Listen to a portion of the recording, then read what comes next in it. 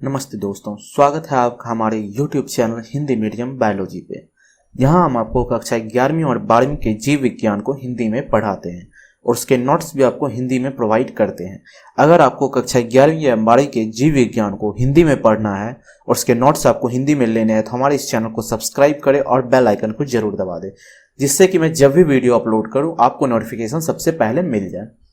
तो अभी जो है हम अपनी कक्षा 11वीं को पढ़ रहे हैं। कक्षा 11वीं में मैंने अध्याय 1 को पढ़ा दिया है, अभी हम अध्याय 2 को पढ़ रहे हैं। तो आपको अध्याय 2 को पढ़ने से पहले अध्याय 1 को पढ़ना है, उसके बाद आप अध्याय 2 को पढ़ोगे तो अच्छे से समझ में आएगी सारी चीजें। ठीक है, तो अध्याय 2 में आज हम भाग 3 को पढ़ेंगे। इससे पहले मैंने भाग 1 और 2 को पढ़ा दिया, आप उसको पहले देख लो, उसके बाद भाग 3 को देखना। ठीक है, तो चलिए स्टार्ट करते हैं। हम लोग क्या पढ़ रहे थे? जीव जगत का वर्गीकरण। इसमें हम लोग क्या पढ़ रहे थे? जगत मोनेरा। ठीक है, जगत मोनेरा भी पढ़ रहे हैं। आर.एच. विटेकर के द्वारा दिया गया जो 5 जगत वर्गीकरण था, उसमें जो पहला जगत है वो क्या है? मोनेरा है। ठीक है, तो हम लोग उसके बारे में पढ़ रहे हैं। ठीक है, तो आर्कीबैक्टीरिया और यू बैक्टीरिया इसके अंदर आता है। जगत मोनेरा के अंदर आर्कीबैक्टीरिया और यू बैक्टीरिया, यानी कि जिसको सत्य बैक्टीरिया कहते हैं, ये आते हैं। ठीक है, तो मैंने जो है आर्कीबैक्टीरिया इससे पहले वाले भाग में आपको पढ़ा दिया था। ठीक है, तो आज जो है हम यू बैक्टीरिया के बारे में पढ़ेंगे। ठीक है, तो देखिए, यू बैक्टीरिया या सत्य बैक्टीरिया, यू बैक्टीरिया कहिए या सत्य बैक्टीरिया कहिए, दोनों एक को ही कहा जाता है। ठीक है, तो यू बैक्टीरिया या सच्चे बैक्टीरिया एक कोशिकीय प्रोकैरियोटिक जीव है। यू बैक्टीरिया जो है वो एक कोशिकीय प्रोकैरियोटिक जीव। आपको प्रोकैरियोटिक और यूकैरियोटिक इससे पहले वाले भाग में मैंने समझाया था। ठीक है, तो ये क्या है? प्रोकैरियोटिक जीव है। तो इसमें क्या होगा? कोशिकांग उपस्थित होंगे। ठीक है, तो इसमें ग्लिसरॉल एस्टर लिपिड से बनी एक लिपिड युक्त कोशिका झिल्ली होती है। ठीक है, कोशिका झिल्ली होती है। इनमें आणविक झिल्ली अनुपस्थित होती है। इनमें जो होता है यू बैक्टीरिया में जो होता है आणविक झिल्ली अनुपस्थित होती है। ठीक है, यू बैक्टीरिया या सच्चे बैक्टीरिया एकल कोशिका वाले प्रोकैरियोटिक सूक्ष्मजीवी हैं, जिनकी विशेषता है कि एक श्रृंखला और दुनिया के सभी हिस्सों में विभिन्न स्थितियों में पाए जाते हैं। ठीक है, यू बैक्टीरिया जो है एक कोशिका वाले प्रोकैरियोटिक सूक्ष्मजीवी है और इसकी क्या विशेषता है कि ये दुनिया के सभी हिस्सों के विभिन्न स्थितियों में भी पाए जाते हैं। आर्कीबैक्टीरिया को छोड़कर सभी प्रकार के जीवाणु इस स्तर के अंतर्गत आते हैं। आर्कीबैक्टीरिया को छोड़कर सभी प्रकार के जीवाणु जो वो किसके अंदर आएंगे? वो यू बैक्टीरिया के अंदर आएंगे। यू बैक्टीरिया मतलब नवीन बैक्टीरिया भी कहते हैं इसको। यू बैक्टीरिया, यू का मतलब हो जाता है जीव विज्ञान में जो है यू का मतलब हो जाता है नया। ठीक है, तो ये यू बैक्टीरिया जो है क्या हो गया? नए जमाने का बैक्टीरिया हो गया। ठीक है, तो इसमें क्या आ जाएंगे? आर्की बैक्टीरिया जो है उसको छोड़कर इसमें सारे बैक्टीरिया आ जाएंगे। ठीक है, आर्की बैक्टीरिया के अंतर्गत जो जीवाणु आते हैं, बैक्टीरिया आते हैं, उसको छोड़कर जितने भी जीवाणु होंगे, जितने भी बैक्टीरिया होंगे, वो सब किस में आएंगे? यू बैक्टीरिया में आएंगे। ठीक है, तो चलिए देखते हैं अब यू बैक्टीरिया का देख लेते हैं स्ट्रक्चर कैसा होता है, यू बैक्टीरिया कैसा दिखता है। तो देखिए, यह है हमारे यू बैक्टीरिया का स्ट्रक्चर। ठीक है, तो आपको जो फिगर अपने नोट्स पे बना लेना है, जिससे कि आपको समझने में थोड़ी आसानी हो। ठीक है, देखिए ये जो रेड कलर का जो डॉट डॉट दिख रहा है, ये क्या है? ये है राइबोसोम। ठीक है, राइबोसोम क्या करता है? राइबोसोम प्रोटीन बनाने का काम करता है। राइबोसोम को हम लोग प्रोटीन फैक्ट्री भी कहते हैं। ठीक है, और ये जो है ये क्या है? ब्लू कलर में जो है ये डीएनए है। ठीक है, ये क्या है? डीएनए है। और यहाँ जो लाल लाल जो रेड कलर का जो धागा जैसा निकला हुआ है, ये क्या है? पिल्लाई है। ठीक है, और ये देखिए ये जो पीछे पूंछ जैसा निकला हुआ है, जिसको हम लोग फ्लैजिलम कहते हैं, ये क्या करता है? ये मूवमेंट करने में काम आता है और खाना को खाने में, मतलब खाने को इनगल्फ करने में, निगलने में काम आता है। ठीक है, ये क्या है? फ्लैजिलम है। और ये देखिए ये जो नीला कलर से है, ये क्या है? सेल वॉल है। नीला कलर से क्या है? सेल वॉल है। और ये सेल वॉल जिसको हम लोग, सेल वॉल को हम लोग हिंदी में कोशिका झिल्ली कहते हैं। ठीक है, इसके बाद क्या है? Plasma membrane, sorry cell wall को हम लोग कोशिका भित्ति कहते हैं। ठीक है, सेल वॉल को हम लोग क्या कहेंगे? कोशिका भित्ति कहेंगे। ठीक है, तो ये क्या है? कोशिका भित्ति है। नीला कलर में क्या है? कोशिका भित्ति है। और ये प्लाज्मा मेम्ब्रेन क्या है? प्लाज्मा मेम्ब्रेन को हम लोग हिंदी में क्या कहेंगे? प्लाज्मा झिल्ली कहेंगे। ठीक है, प्लाज्मा झिल्ली जो है वो ये है। देखिए यहाँ पे जो ब्लू कलर में है चारों साइड से, ये क्या है? प्लाज्मा मेम्ब्रेन है। आप इस फिगर को जो है, आप इस चित्र को जो अच्छे से अपने नोटबुक में बना लीजिएगा। ठीक है, तो चलिए अब देखते हैं साइनोबैक्टीरिया। यू बैक्टीरिया के अंदर ही क्या आता है? साइनोबैक्टीरिया आता है। ठीक है, साइनोबैक्टीरिया किसे कहते हैं? तो साइनोबैक्टीरिया जो होता है वो क्या होता है? तो साइनोबैक्टीरिया जिन्हें नील हरित शैवाल भी कहते हैं, साइनोबैक्टीरिया को भी नील हरित शैवाल भी कहते हैं। ठीक है, तो साइनोबैक्टीरिया में हरित पादपों की तरह क्लोरोफिल ए होता है।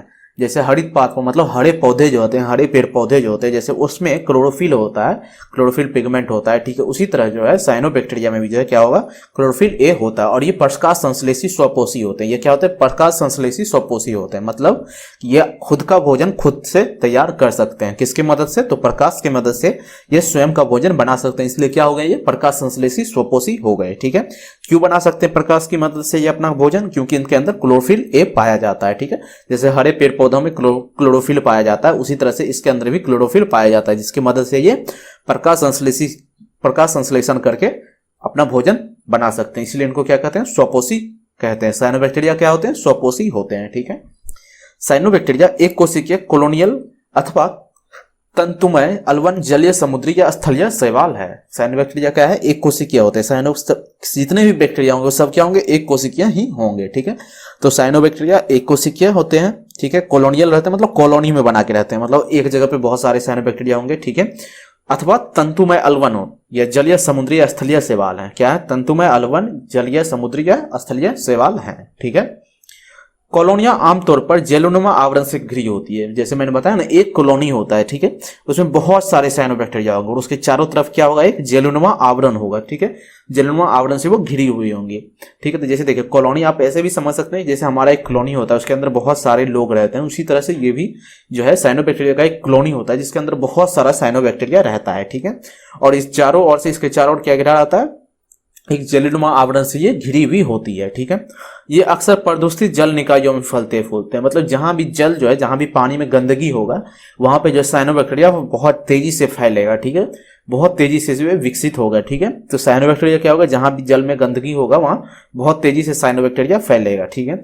इनमें से कुछ जीव विशेष कोशिकाओं में वायुमंडलीय नाइट्रोजन को स्थिर करते हैं, ठीक है। इनमें से कुछ जीव जो होते हैं विशेष कोशिकाओं में वायुमंडलीय नाइट्रोजन को स्थिर करते हैं, जैसे नोस्टा हो गया, इसका एग्जाम्पल जो हो गया, उदाहरण जो हो गया था, नोस्टा हो गया, एनाबेना हो गया, ठीक है। एनाबेना क्या करता है, ये दोनों जीवाणु जो है क्या करते हैं, वायुमंडलीय नाइट्रोजन को स्थिर करते हैं विशेष कोशिकाओं में। जैसे दलहनी पौधे जो होते हैं, दलहनी जो पौधे होते हैं, दाल के जो पौधे होते हैं, उसके जड़ में जो है ये क्या करते हैं, ये सारे बैक्टीरिया जो है नाइट्रोजन को स्थिर करने का काम करते हैं, ठीक है।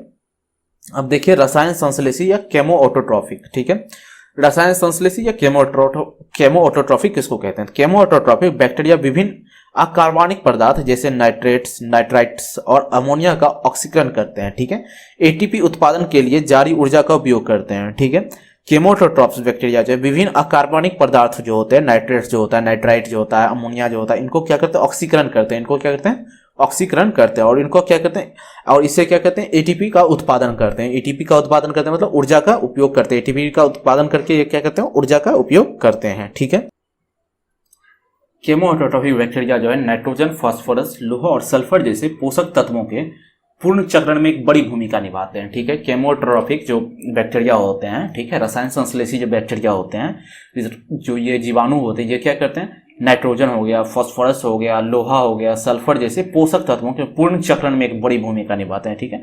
इनको क्या करते हैं, इनको डिकम्पोज कर देते हैं। क्या करते हैं, ये इनको डिकम्पोज कर देते हैं। तो इससे क्या होता है, ये पूर्ण चक्रण को बदल देते हैं, मतलब उनको जो है फिर पूर्ण चक्रण में एक बड़ी भूमिका निभाते हैं। उनके पूर्ण चक्रण में क्या करते हैं, एक बड़ी भूमिका निभाते हैं, ठीक है। तो केमोट्रॉफिक जो है, केमोट्रॉफिक बैक्टीरिया जो है, रसायन संश्लेषी बैक्टीरिया जो है, नाइट्रोजन, फास्फोरस, लोहा और सल्फर जैसे पोषक तत्वों के पूर्ण चक्रण में एक बड़ी भूमिका निभाते हैं, ठीक है। देखिए विषम पोषी जीवाणु प्रकृति में दूसरों पर निर्भर रहेंगे, ठीक है। बहुसंख्यक महत्वपूर्ण डिकम्पोजर है, और इसमें भी क्या है, बहुत ज्यादा जो बैक्टीरिया है, बहुत ज्यादा जीवाणु, वो क्या काम करते हैं, वो डिकम्पोजर का काम करते हैं। क्या करते हैं, वो डिकम्पोज करते हैं किसी भी चीज को। जैसे देखिए कोई जंतु मर जाता है, कोई जानवर मर जाता है, तो वो क्या करता है, तो उसको मिट्टी के अंदर गाड़ दिया जाता है, ठीक है, या ऐसे रह जाता है, तो आप देखते हैं वो सड़ने गलने लगता है, ठीक है। सड़ने गलने किस कारण से लगता है, उस पर जो है रसायन संश्लेषी बैक्टीरिया आ जाते हैं, ठीक है।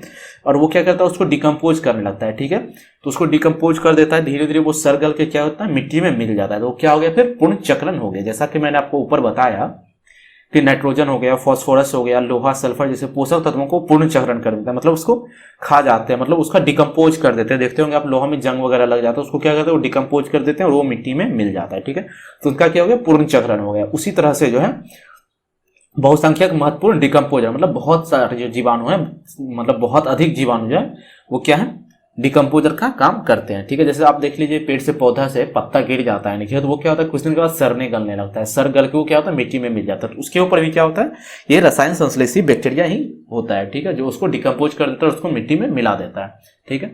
और रसायन संश्लेषी बैक्टीरिया जो है मानवीय मामलों में भी बहुत महत्वपूर्ण प्रभाव पड़ता है, ठीक है। रसायन संश्लेषी बैक्टीरिया जो होता है ये जो होता है हम लोगों की जिंदगी में, हम मानवों की जिंदगी में भी बहुत प्रभाव करता है, ठीक है। इनका बहुत प्रभाव होता है हमारी जिंदगी में। जैसे कि जब हम दूध से दही बनाते हैं तो उसमें भी जो है हम रसायन संश्लेषी बैक्टीरिया का सहायता लेते हैं, ठीक है। तो दूध से दही बनाने में ये सहायक होते हैं। कैसे होते हैं देखिए, दूध में जो होता है लैक्टिक एसिड होता है, ठीक है, तो लैक्टोबैसिलस बैक्टीरिया उसके अंदर पाया जाता है, ठीक है, लैक्टोबैसिलस जीवाणु पाया जाता है। तो जब हम उसको डालते हैं दूध में तो वो क्या करता है दूध के मिनरल को डिकम्पोज करना शुरू करता है, ठीक है। तो उससे क्या होता है वो अपने आप को वृद्धि करता है, ठीक है। लैक्टोबैसिलस बैक्टीरिया बढ़ते जाता है और क्या होता है एक समय पे पूरा वो दूध के अंदर जो उसके लिए होता है जिसको वो ऊर्जा बनाता है जिससे, तो उसको वो सारा ये कर लेता है, मतलब अपने अंदर खा लेता है। तो वो क्या किया दूध को डिकम्पोज किया, ठीक है, और दूध को डिकम्पोज करके उसने क्या बना दिया एक दही का रूप दे दिया, दही बन गया, ठीक है हमारा, तो हम उसको फिर खा लेते हैं। तो ठीक है, तो कुछ रसायन संश्लेषी बैक्टीरिया जो होते हैं हमारे लिए हाँ मतलब फायदेमंद भी होते हैं। जैसे देखिए राइबोजियम बैक्टीरिया क्या होता है पेड़ दलहनी पेड़ पौधे जो होते हैं दलहनी पौधे जो होते हैं दलहनी पौधों की जड़ों में पाया जाता है। इससे पहले वाले भाग में मैंने आपको बताया था कि दलहनी पौधों की जड़ों में क्या पाया जाता है तो रसायन संश्लेषी बैक्टीरिया पाया जाता है। ये क्या काम करते हैं तो वहां नाइट्रोजन को स्थिर करने का काम करते हैं। मतलब देखिए वातावरण में नाइट्रोजन सबसे अधिक मात्रा में है, कितने हैं तो 78% के आसपास नाइट्रोजन है वातावरण में, तो लेकिन हम उसको डायरेक्ट नाइट्रोजन अपने बॉडी में नहीं ले सकते, या कोई भी जो जीव है वो डायरेक्ट अपने बॉडी में नाइट्रोजन नहीं ले सकता। लेकिन दलहनी जो पौधे हैं या कोई भी पौधे दलहनी पौधों को जो नाइट्रोजन की सबसे ज्यादा आवश्यकता है, ठीक है, हमें भी रहती है नाइट्रोजन की आवश्यकता, लेकिन दलहनी पौधों को नाइट्रोजन की बहुत ज्यादा आवश्यकता है।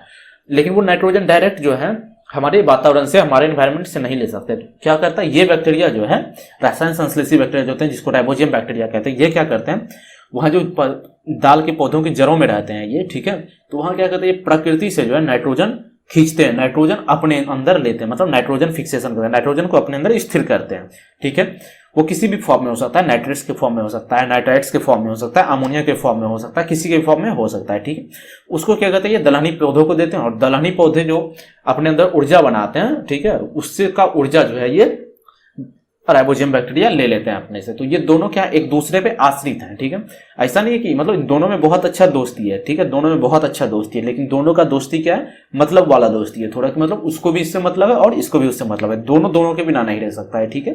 तो क्या करता है राइबोजियम बैक्टीरिया जो है ये करता है राइबोजियम जीवाणु नाइट्रोजन को स्थिर करने का काम करता है। किसमें करता है दलहनी पौधों के जड़ों में जो है राइबोजियम बैक्टीरिया पाया जाता है, तो जो कि है नाइट्रोजन को स्थिर करने का काम करता है, जिससे कि पौधों को मदद मिलती है और हम दाल खा पाते थे। क्या है तो कुछ बैक्टीरिया जो है रसायन संश्लेषी बैक्टीरिया जो हमारे लिए फायदेमंद भी है, लेकिन कुछ रोगजनक भी है। तो देख लेते हैं कुछ रोगजनक हैं जो मनुष्य फसलों खेती करने वाले जानवरों पालतू जानवरों, ठीक है, इन सब के लिए हानि करता है, ठीक है।